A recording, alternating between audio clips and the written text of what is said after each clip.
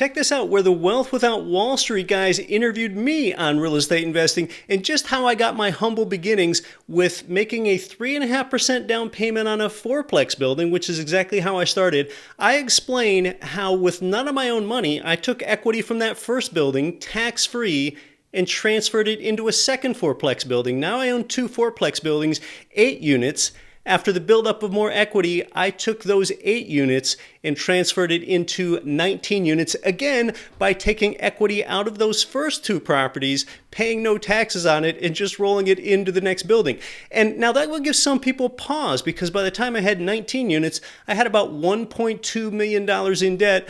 But I realized that I increase my cash flow, the money I feel in my pocket every month when I do that, income minus expenses, and that financially free beats debt free. I don't mind if I have a whole bunch of debt if it's reliably outsourced to tenants. And with the more units you have, having 1 or 2 vacancies doesn't affect you as much as it would in a 19 unit property than I had when I started out with a fourplex. So there's actually less risk the bigger I go and the more I can control. Hey, go ahead and put a YouTube like on this if you would, if you like this subject that we're talking about and how you just very organically, with a 3.5% down payment on a fourplex building, living in 1 unit and renting out the other 3, and starting out and having a roadmap for that is a true paradigm shifter and a wealth creator in your life. Enjoy this chat between me and the guys from Wealth Without Wall Street. Keith, so glad to have you in. Hey, it's an honor to be here. Thanks, fellas. Keith, we had a chance to talk recently. We were on your podcast. We're very like-minded. I think our audiences are similar in nature, trying to find passive income. Your podcast, obviously, Get Rich Education, really resonates with the thought process of we have to invest in ourselves. So I really want to talk initially, though, to your background. How did you invest in yourself? How did you get into this financial education world?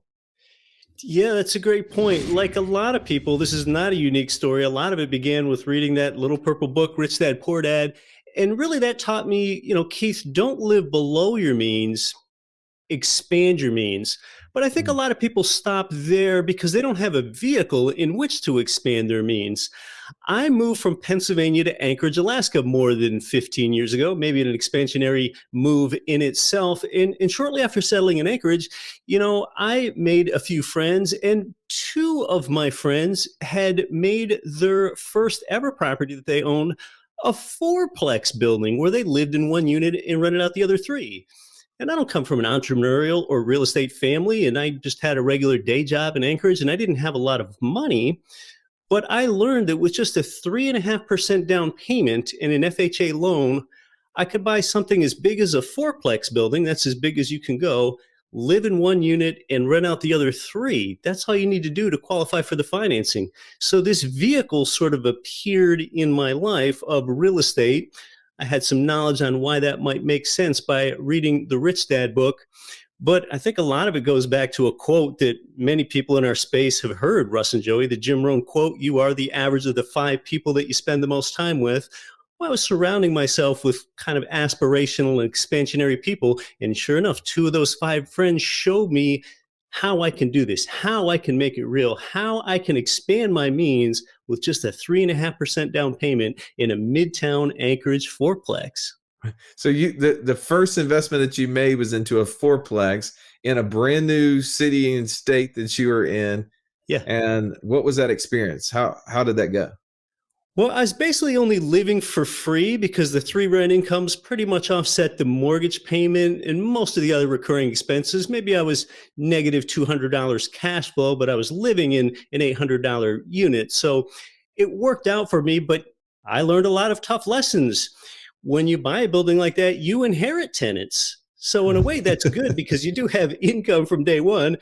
But in another sense, you're not the one that selected those tenants. And yeah, I had my first run in with, tenant says they're going to pay the rent. And you just kind of trust them and they don't pay the rent and you need to replace them with another one. And I'm not a handyman. I don't know how to fix things very well. So a lot of times I had to hire outside contractors, and that cost me more money to do those things. That's really not where my skill set is. But after owning that fourplex building for a few years, I began to realize what it was doing for me. See, on the day I bought the building, I pretty much understood I was living nearly for free. Russ and Joey, when I bought that fourplex building, I did not even know what the terms cash flow and equity meant at that time. I think there's a bit of a lesson in that. It's okay to start a little bit before you're ready, as long as you're not completely jumping into something. But I would soon learn that this vehicle, this fourplex, really the reason that it allowed me to expand my means is that not only was I getting my money to work for me, like a lot of employees do in their 401k plan that just think, oh, what's better than getting my money to work for me? The lesson it taught me is ethically get other people's money to work for you. It's ethical because I'm doing well and I'm providing people with good housing. There's a leak in a hot water heater, pay someone to replace it. There's some laminate flooring coming up, make sure that that gets right. And I'm using other people's money three ways at the same time without even having any degree or any certification. I learned that I was using the bank's money for the loan, the tenant's money for the income stream, and the government's money for very generous tax incentives that I was getting with each successive tax return. So that's a paradigm shift. It's not focusing on getting your money to work for you. It's getting other people's money to work for you. And that's one way of expanding your means. No doubt. I mean, that's really taking what you have already and multiplying it. I think back to, the new term of what you actually did. You may be the OG of what everybody is now calling house hacking. I mean, had you heard that term before, or is that's new, right? I had not heard that term house hacking. I think that came along a bit later. After they watched you do it, they were like, you know what? We're going to come up with this idea. Yeah, let's call it house hacking. And that's interesting too, that you were going through an experience where not only you're learning how to be an investor, you're learning how to be a landlord. You're in a lot of situations, I imagine, and you've probably experienced this later on in life, that it's unusual too for the landlord to be living to also be a neighbor, right? So when you said you had an experience where the person wasn't paying, it's even more awkward because you potentially are like, you've probably had some pleasantries with the person in the driveway, the backyard, whatever it is, because you're just so close to them. That's right. There are pros and cons of being an on-site landlord. And I'm certainly not a landlord now, although I own more rental property than ever, because my best and highest use isn't being a landlord. It's in outsourcing the property management. I'm in real estate investing because I want to improve my quality of life. I don't want 80 tenants to be able to text me. But yes, starting out, there are a lot of lessons in management. And much like you say, Russ, when you're an on-site property manager, like I was in that fourplex building, again, you have to get that loan type, you have to live in one of the units for at least 12 months. Sometimes the good side is, oh, a tenant, I see that they're keeping a dog. You're not allowed to have dogs here. I know that sooner, and I know that because I live on site, so I can nip that at the bud.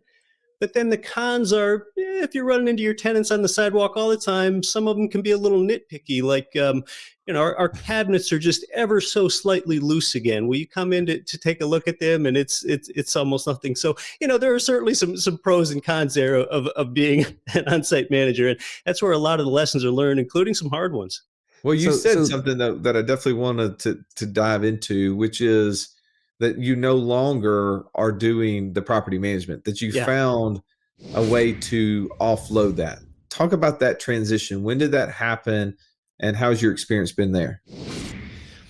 That happened 6 or 7 years after buying that first fourplex. So I soon used the accumulated equity from the first fourplex that I just described to you into a down payment for a second fourplex, adding none of my own money.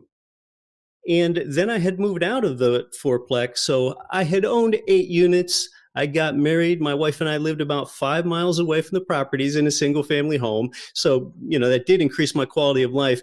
And I was managing 8 properties by myself. And that with a full-time job, it just got to be too much. I'm really into fitness. I'm really into travel. It's at that point that I hired a property manager. 8 units, each of them being about 5 miles away from me, and each of those buildings being a couple miles apart. That was just more than what I wanted to do as still a full-time job worker at that point with 8 units. So it was at 8 units where I got a property manager, and I kissed the frog on the first one. That first manager only lasted about 1 year. And then I found the right property manager about a year later. Well, so what was it about? Like, was it that network of friends that kind of led you into this idea of thinking about someone else managing the property, or was it your further education and reading, or you were just kind of like hands up, like somebody's got to help me with this. I can't handle this. What was it that led you down that path?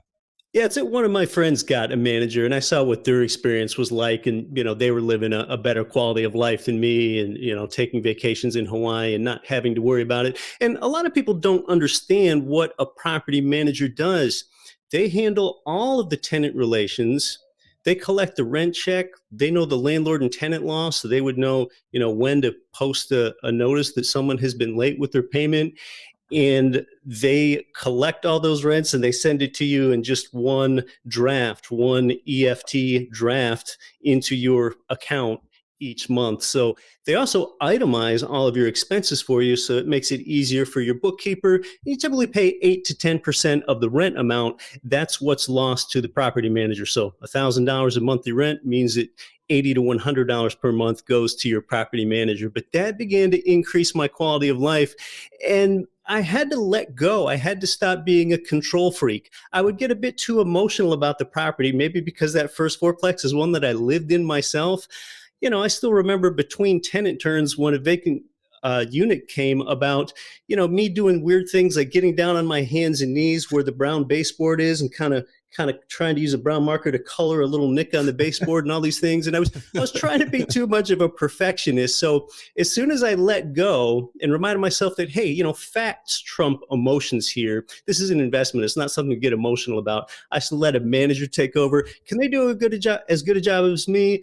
No, but for me to get involved just to get that last 2% of perfection is not worth it. Because as investors, we often think about ROI. We're throwing around the term ROI. What's your return on investment a lot? But I started to ask myself rather a different question. What's my ROTI? What's my return on time invested in this? And as soon as I handed over the management reins, my return on time invested went up, even though I was less profitable in a dollars and cents standpoint because I was paying the management fee. So it's about asking yourself a better question. Again, expanding your means. Well, Let me ask you this, Keith. So you at this point, you've gotten to 8 units. Someone else is running those.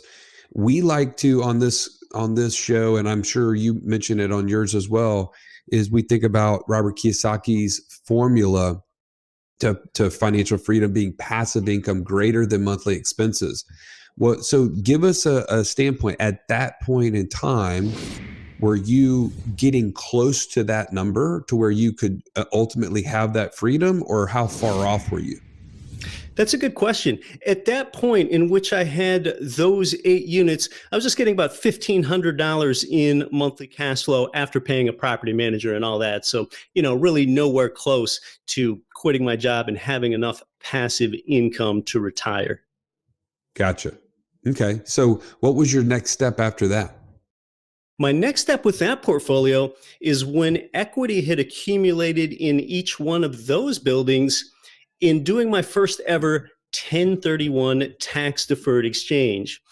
Again, I don't want to put up my own money if I don't have to. It's about using other people's money. So with the accumulated equity in those 2 fourplex buildings, I traded up those 2 fourplex buildings with the addition of very little of my own cash for both an 11-unit building and an 8-unit building. So I've gone from 8 units to 19 units now.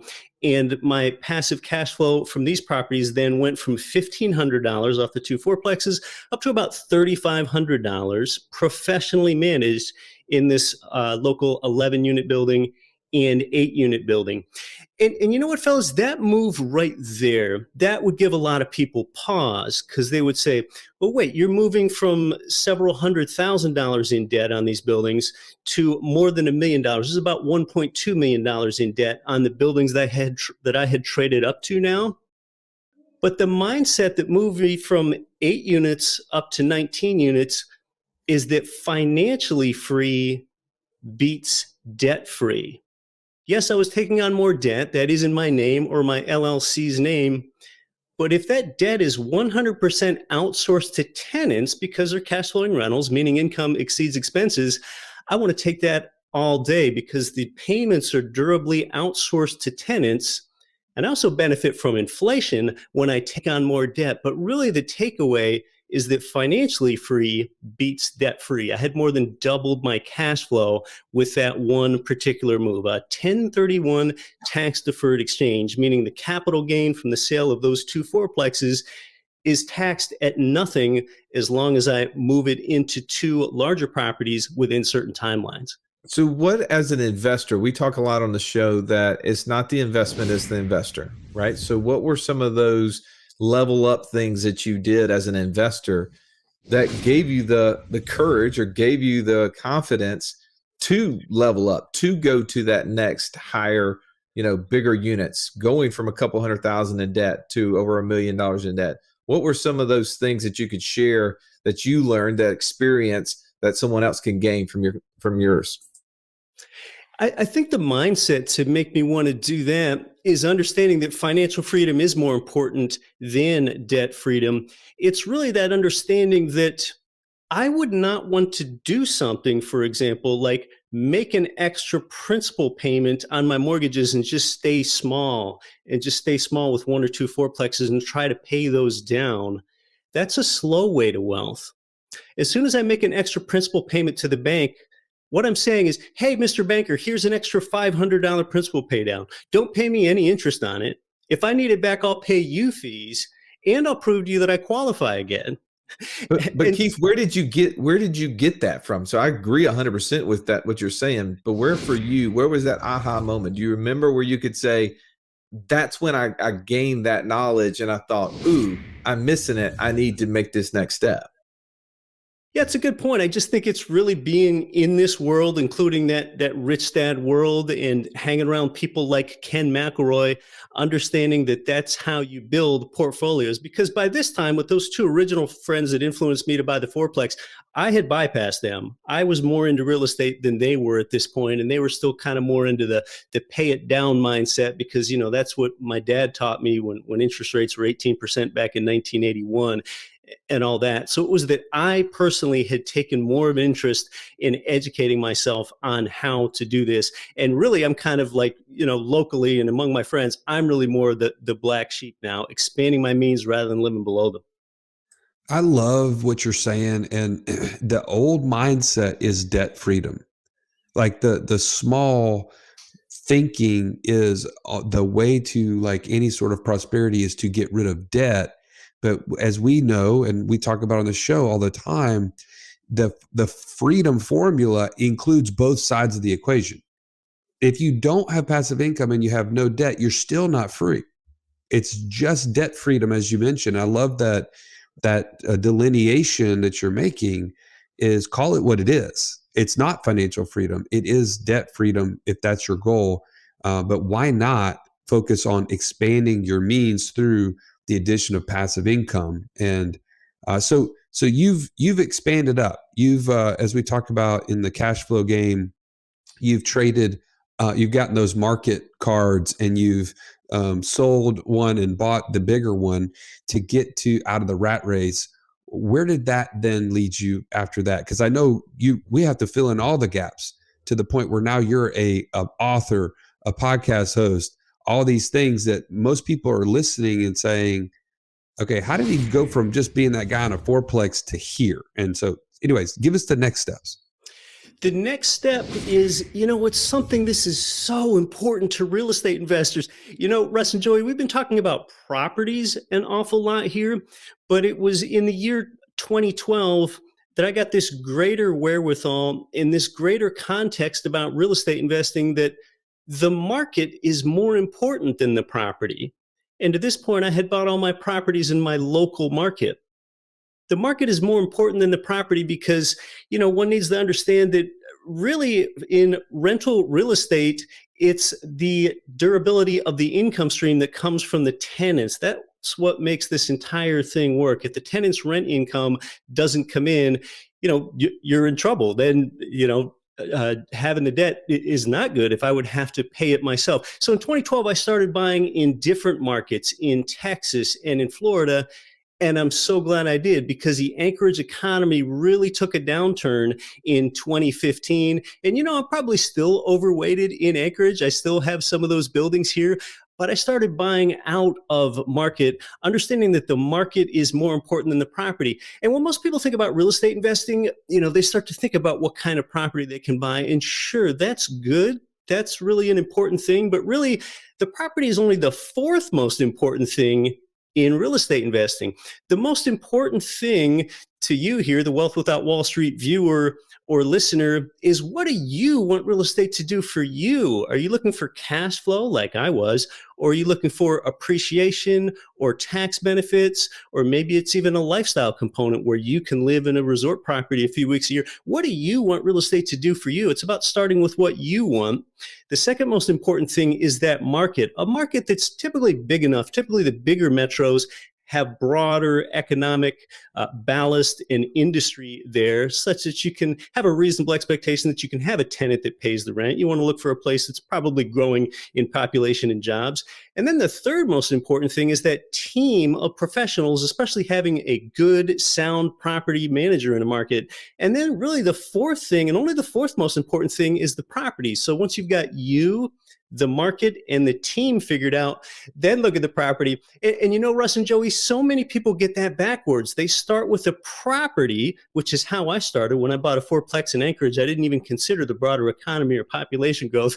But people start with a property. Then after they bought the property, they realize they don't want to manage it. And then they try to figure out if they can find a manager in that market. And then they try to figure out the economic fundamentals of the market they're in. And they get it all backwards. So I actually got kind of lucky when I bought that first fourplex. I'm not offended if someone calls me lucky, because I did just happen to buy it in a growing economy, but I really didn't know to look for that. So really the lesson is the property is only the fourth most important thing. And that's really a paradigm shift for a lot of real estate investors. Well, let's talk about that then, because I don't think most of us are trained as real estate investors, right? Unless we had a parent or grandparent or someone else who mentored us at a young age that was able to teach us these small things that we have to learn as adults. How do you know? Where do you go to look for a growing economy, right? What resources are you trusting as, oh, this is a marketplace that I should be looking at? BLS.gov is a free resource. NeighborhoodScout.com, that is a paid resource that tells you things like population growth and crime data and where the best school districts are and so on. But otherwise, it's generally, I like to invest in places in the United States, Midwest and South, including where you guys are, because those areas generally have the best ratio of rent income to purchase price. And those areas also tend to have laws that are more advantageous to landlords. Namely, one is able to get a timely eviction, maybe in as little as a few weeks for a non-paying tenant, where places like the coast, California and New York, you might not be able to get rid of a non-paying tenant for more than a year. And the ratio of rent income to purchase price just doesn't work very well there either. So we're talking about markets being more important than properties now. So that's why I do most of my buying in the Midwest and South.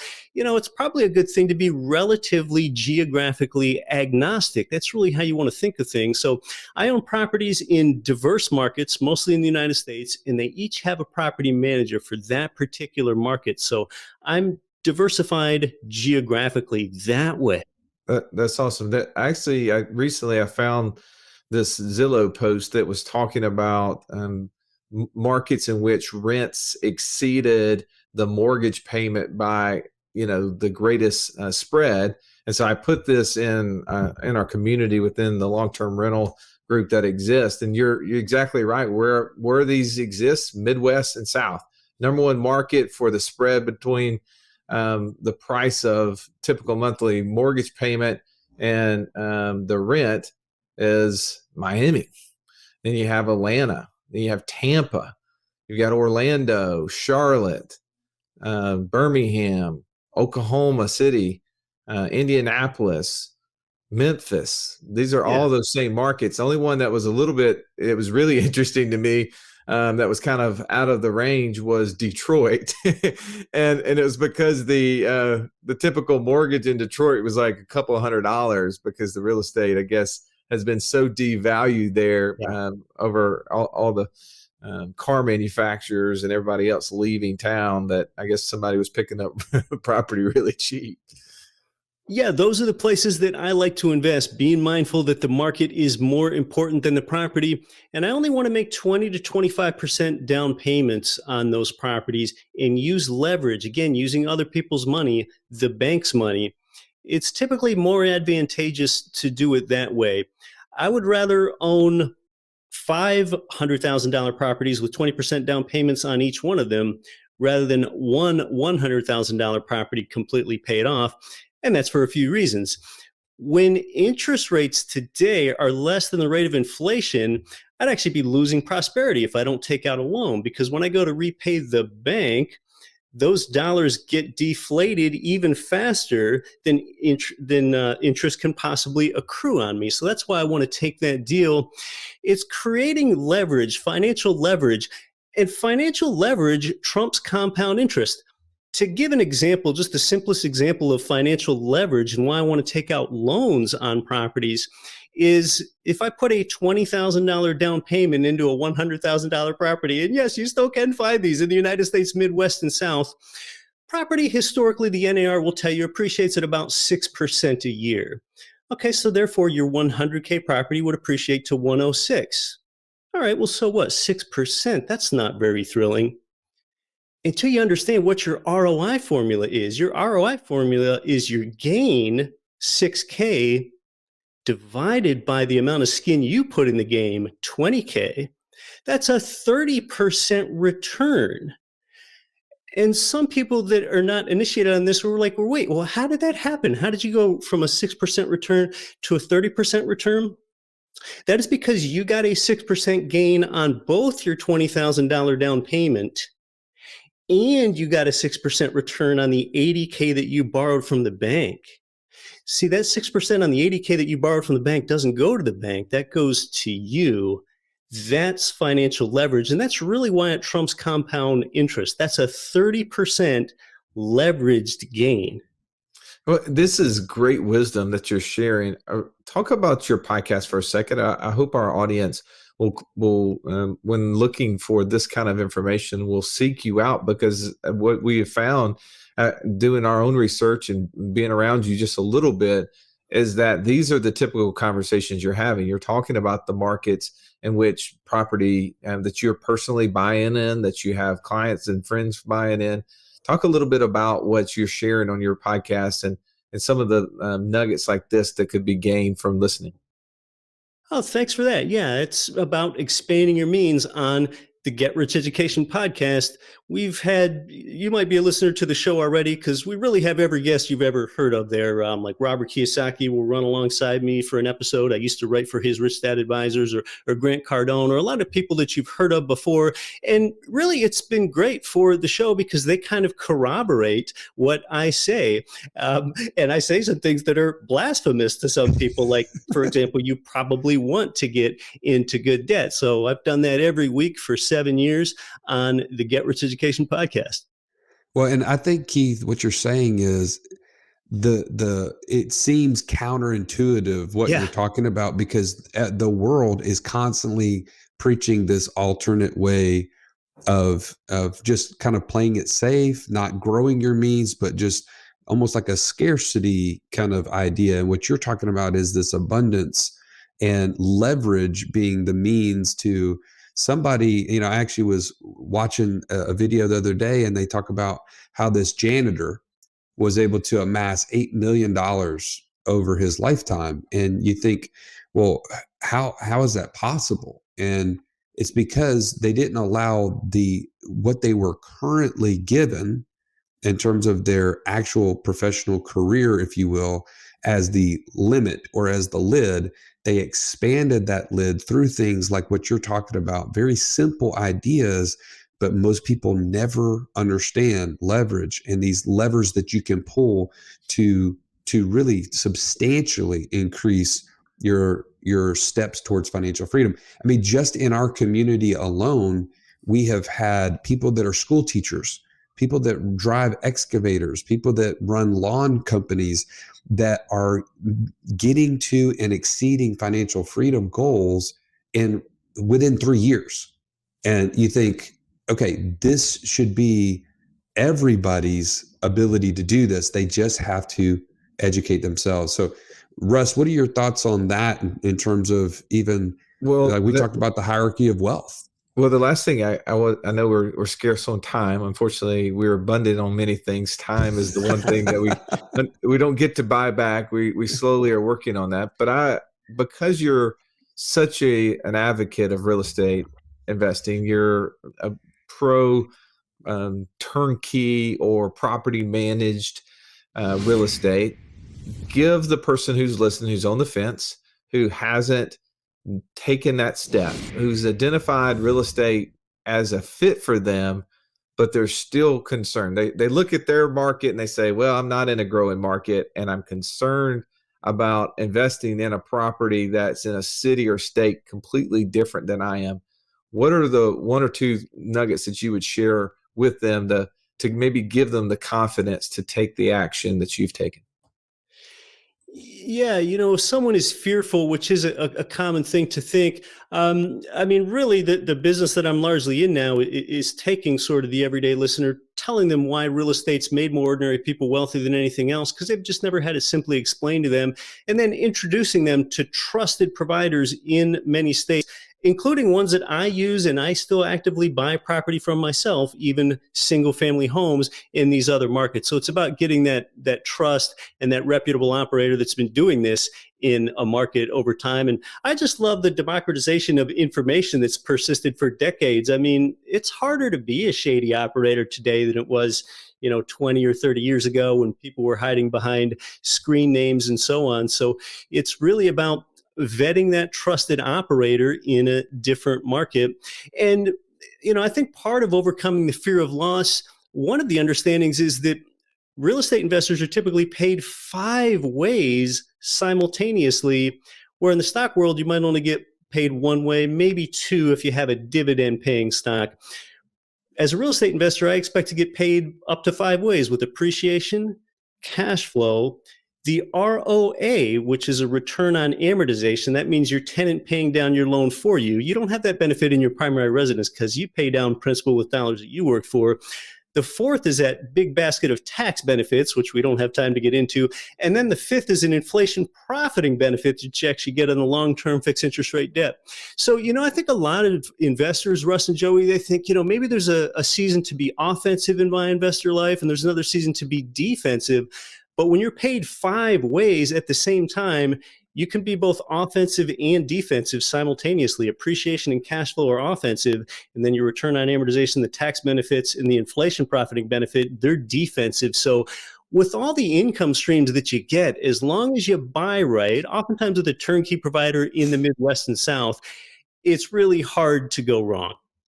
I love this, Keith, and I'm going to go ahead and give you a pass on cussing on the show earlier when you said something about stocks. Like we don't use those kind of profanity on the show, but I'm going to give you a pass because you've brought so much value to us. For those of us who want to connect with you outside of here, obviously, if you're not already a part of the community, Keith, we need to make sure you join our app and people can connect with you there. But outside of there, what are some ways people can get to know you and learn more about what we've laid out today?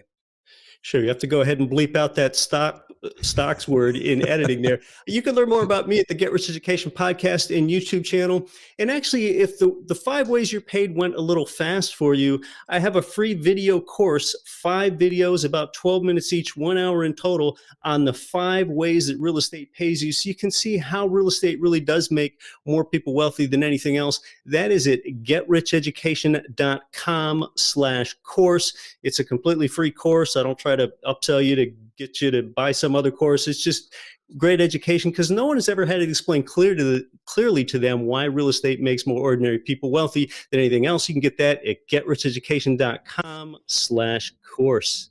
Man, thank you, Keith. What an amazing thing.